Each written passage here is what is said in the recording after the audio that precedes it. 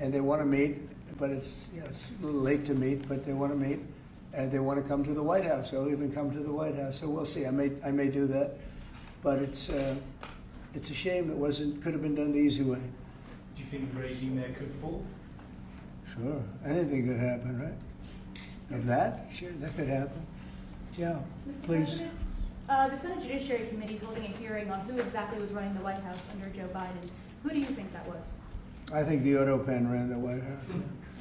We have an auto pen president before me. I think it's one of the greatest scandals in the history of this country, one of the biggest scandals. He wasn't making a decision. He was never for open borders where people came in from all over the world, from prisons and gangs and drug dealers and all of that, the mentally insane. He was never for that. He was never for open borders, and he was never for, if you think, he was never for transgender for everybody, or men playing in women's sports. He was never for that. Have you ever had women? Could a woman make your team, fellas? Tell me. You think? No? You're being nice. What do you think? Think a woman could make the team? General managers, what do you think? Difficult. Don't say it. Close. We have a very good women's team, though. You do have, right? But they should be playing with women, right? It's one of those things. One of those things. See, they're very diplomatic. As you're making your decision on Iran, obviously there's been a change from when you were pursuing a diplomatic negotiation. Yeah. Now you seem very open to the idea of potentially taking U.S. action. Obviously you're not going to tell us that. Can you walk us through what contributed to that change, how you got to where you are in making your decision now? Well, I think it started the first night. I mean, that first night was devastating. And it really knocked the one side off, as you know. It was a devastating evening, day. And it pretty much proceeded that way. I have a meeting in the war room in a little while, situation room, as some people call it. So we're going to meet. We're going to see. We're in the midst of it's a terrible thing. I hate to see it. I hate to see all that death, so much death and destruction. But death primarily is what I hate to see. Does that mean you haven't made a decision yet on what to do? I have ideas as to what to do, but I haven't made a final. I like to make the final decision 1 second before it's due, because things change. I mean, especially with war, things change with war. It can go from one extreme to the other. War is very bad. There was no reason for this to be a war. There was no reason for Russia, Ukraine. A lot of wars there was no reason for.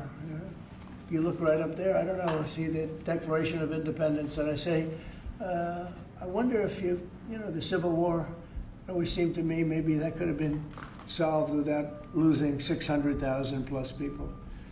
So a lot of, it's very sad to see. It's very sad to see what's happening. But with that being said, I would say right now, Israel, from the standpoint of winning a war, is doing pretty well. Yeah, please. Mr. President, in your meeting today with the Chief of Staff of the Pakistani Army, did you talk about Iran?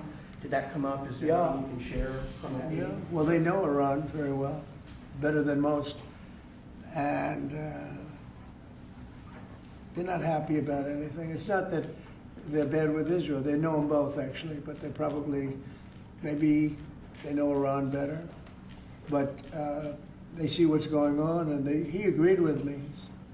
The reason I had him here, I wanted to thank him for not going into the war, just ending the war. And I want to thank, as you know, Prime Minister Modi just left, just a little while ago, just left. And we're working a trade deal with India. We're working a trade deal with Pakistan. And they were both here. But I was with Modi a few weeks ago. He was here, actually. But now we speak to him. And I'm so happy. There was a deal that two smart people, plus, they have people on their staff too, but two very smart people decided not to keep going with that war. That could have been a nuclear war. Those are two nuclear powers, big ones, big nuclear powers, and they decided not. So I was honored to meet him today. And if I can, Mr. Pifa, sir, and for anyone who may want to answer, how has the travel bans from certain countries affected fans maybe coming in for the games, or is that not a consideration? Johnny, go ahead. Yeah, no, it's not a concern for us. For the games now in the Club World Cup, everything has been done in a very smooth way. We have an excellent collaboration, of course, with the President, but with the task force in particular.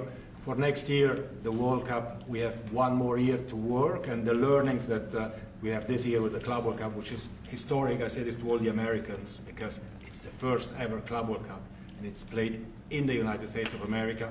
So the learnings we'll have for this will apply them next year. And they're largely sold out, so But I don't know. everything is great. I don't think he's too worried about the travel ban. He doesn't know what the travel ban is, I don't think. Johnny, tell me what the travel ban is. He doesn't know what it is. He's largely sold out. Like tonight is totally, I've had friends, they heard about this meeting.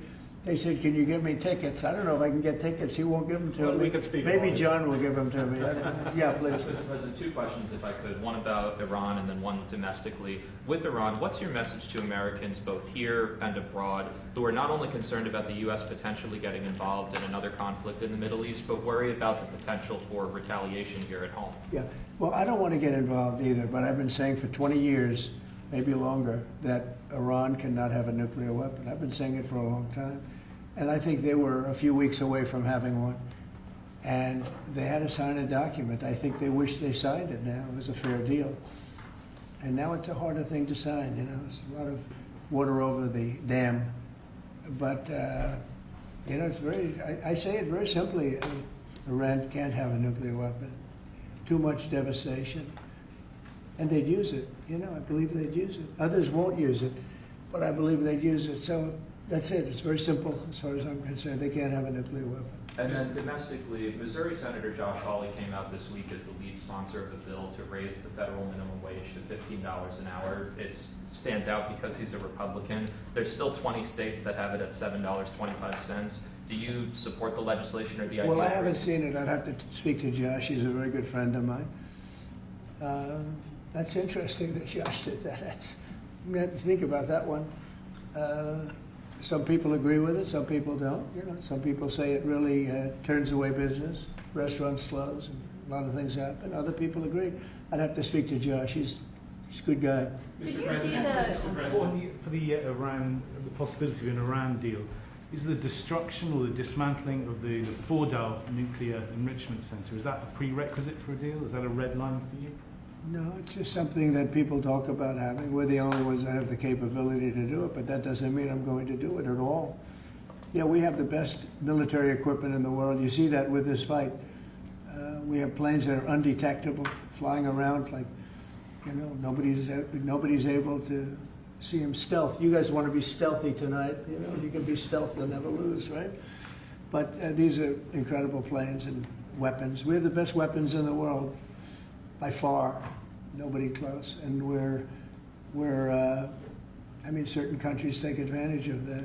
Israel has incredible weaponry, so we'll see what happens. I've been asked about it by everybody, but I haven't made a decision. Mr. President, you talked earlier today about having daily conversations with Prime Minister Netanyahu. Yeah.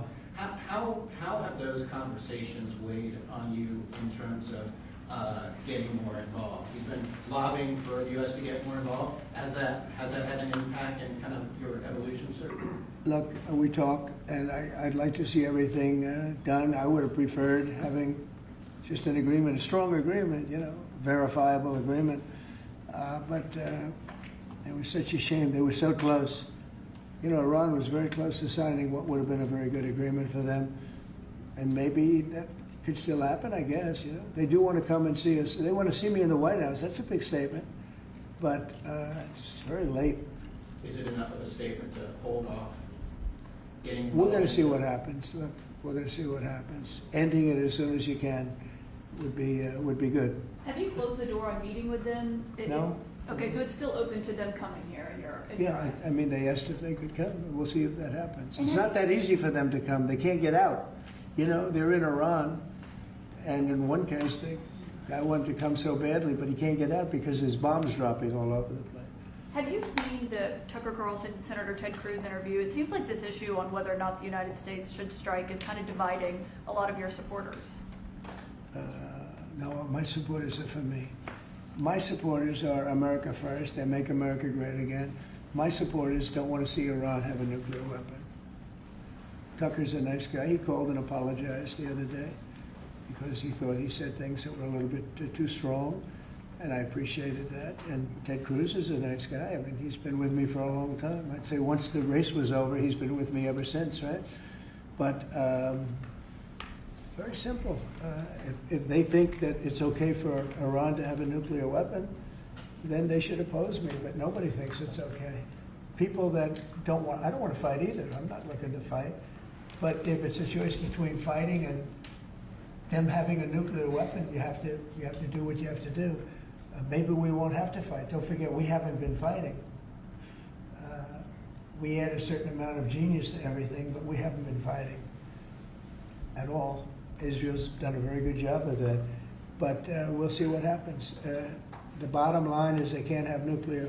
And if Ted, I can't imagine that Ted Cruz said it's okay for Iran to have nuclear, including Tucker. I don't think Tucker says it's okay. The problem is then they get themselves into a thing. They don't want them to have nuclear, but then they say, well, we don't want to fight. Well, you're going to have to make a choice because it's possible that you're going to have to fight for them not to have nuclear. And it's interesting because I did ask Tucker, I said, well, are you okay with nuclear weapons being in the hands of Iran? And he sort of didn't like that. He didn't want to really, but he sort of didn't like that. And I said, well, if it's okay with you, then you and I do have a difference. But it's really not okay with him. Therefore, you may have to fight, and maybe it'll end, and maybe it'll end very quickly.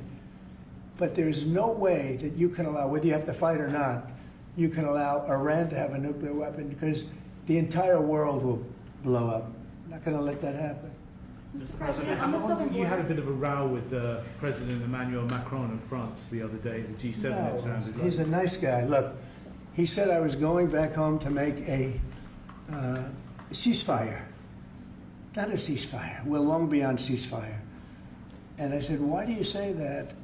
Why would you say ceasefire? It's a bad term to use. Because a ceasefire means like everything's going swimmingly, we'll take a little time off. It's not. We're not looking for a ceasefire. We're looking for a total, complete victory. Again, you know what the victory is. No nuclear weapon.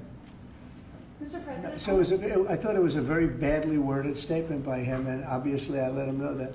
on the southern border, you've had record low numbers for the month of May, 95 apprehensions, 0 releases, compared to that of the previous administration exactly a year ago, more than 60,000 releases.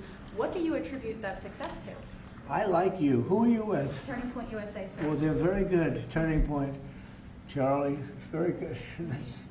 That's what I call a good question, fellas. 1 out of 10, John. 1 out of 10, but that's a really good question. No, we had record good numbers on the border. And people are coming in, but they have to come in legally. Like some of these guys behind me, they have to come in legally. And if they come in legally, we want them. They have to say they love America, they love our country. And if they can't say that, we don't want them.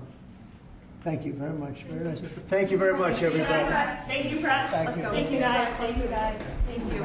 Thanks. Thank you. Thank you, Mr. President. Thank you very much. Thanks.